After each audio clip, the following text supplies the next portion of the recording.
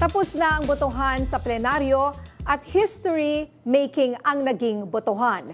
Nakakuha kasi ng 257 affirmative votes mula sa mga mambabatas para ma-impeach sa ikalawang pagkakataon si Vice President Sara Duterte.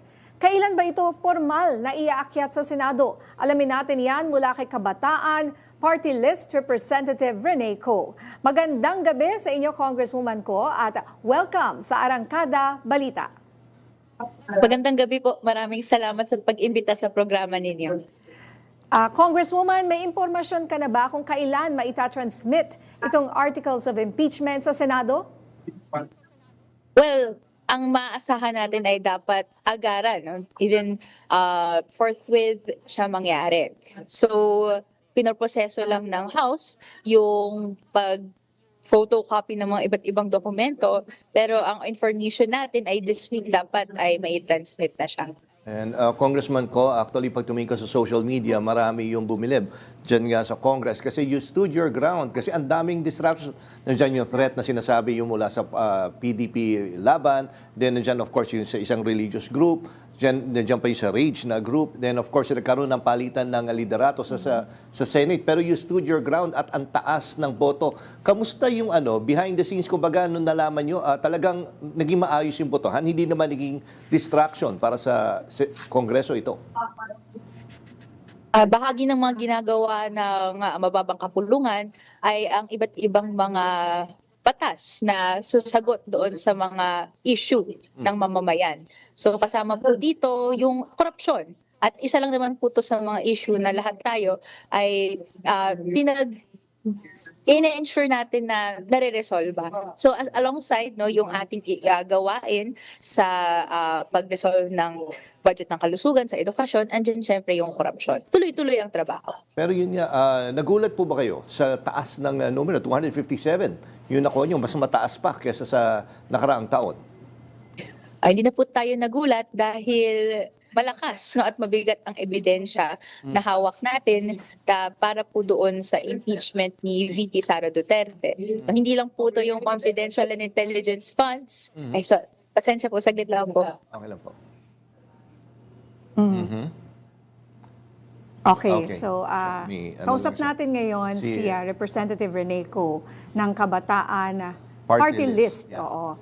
Kinukwento nga niya kung paano yung mga, gusto ko sana malaman yung mood kumbaga hindi ba sila. Yes, Congressman Ko, pwede niyo po ituloy. Sinasabi niyo po. Ayan. Yes, Congressman Ko? Hello? Yes. Nakamute po ba kayo? Ma'am? Okay, mukhang nagkaroon ng problema. Yun nga, di ba? Ang maganda yun, hindi sila, kumbaga, na-distract or deflated. Noong nakita lang nagkaroon ng... Sabay halos sabay. Oo. So Congressman parang Ko? yung iba siguro nagulat rin sa nangyari, ano? Yeah, Congressman Ko? Hello? Yes po. Yes, actually yung sa tanong ko nga po kanina, buti hindi ho parang naging deflated kasi marami nagsasabi parang nabaliwala yung naging botohan sa Kongreso kasi nagkaroon ng palitan ng leadership sa Senado at sinasabi na, naku, kahit isang panyo yan dyan, mukhang mas lamang na yung Duterte block doon. Opo. Dahil po sa mataas na boto na nakuha, nakita natin na gaano ba sa baba na gugustuhan nila na tuloy-tuloy yung proseso ng impeachment. Yung proseso naman po ay nakasaad sa konstitusyon, bagamat may mga iilan na magsasabi na quote-unquote may procedural lapses, yung pinanghawakan naman po ng House Committee on Justice at ang inexplain din po natin sa plenaryo, wala po yung batayan dahil sinunod natin at every step of the way yung due process requirements and even maraming opportunities ang binigay natin kay VP Sara para i-explain yung sarili niya.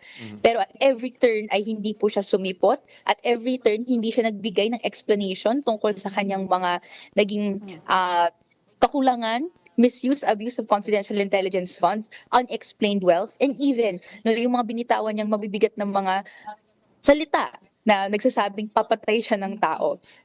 Dahil doon, dumadami yung gustong magtuloy-tuloy ang proseso ng impeachment, even 69% or more ng taong bayan. Dahil at the end of the day, mangyayari ang go through ng paglilitis, ito po ang kailangan para makuha natin yung katotohanan. Na unfortunately, yun po yung hindi binibigay ni VP. Pero ito po yung papuntang Senado, gagawin natin. Opo. And ano po ang tingin nyo ang mangyayari dito? Halos kasi ang nangyari, kayo marami dyan sa Congress ang bumoto for this impeachment pero nagkaroon ng palitan sa liderato nga.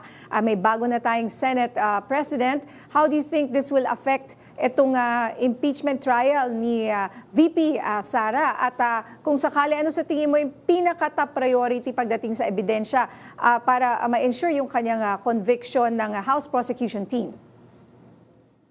But kahit may pagbabago ng liderato, hindi naman po dapat maapektuhan nun ang impeachment process. Kung naapektuhan ng bagong liderato ang pagsusunod ng proseso, magiging unconstitutional ang ginagawa ng bagong liderato. Nakasaad naman po sa rules and sa Constitution na kapag na-transmit na sa Senate of Articles of Impeachment, hindi po choice kung magkakaroon ng trial or hindi. Kailangan po nilang gawin yung trial. No, and sa tingin natin, yung iba't ibang mga argumento, nandiyan yung confidential intelligence funds, pero yung mga nadagdag, no, gaya ng unexplained wealth, yan po ay mabigat, no? 6.7 billion pesos po yung finlag ng EMLC na covered or suspicious transactions. Na hindi pa nga po yun yung buong laman ng account niya pero yun po yung fina-flag. Pero may ibang years, dinedeclare si VP, wala raw laman or walang cash deposits na dumaan sa bangko niya. So, malalaman natin lahat yan sa paglilitis. Maraming salamat, Kabataan Party List Representative Rene Co. Maraming salamat.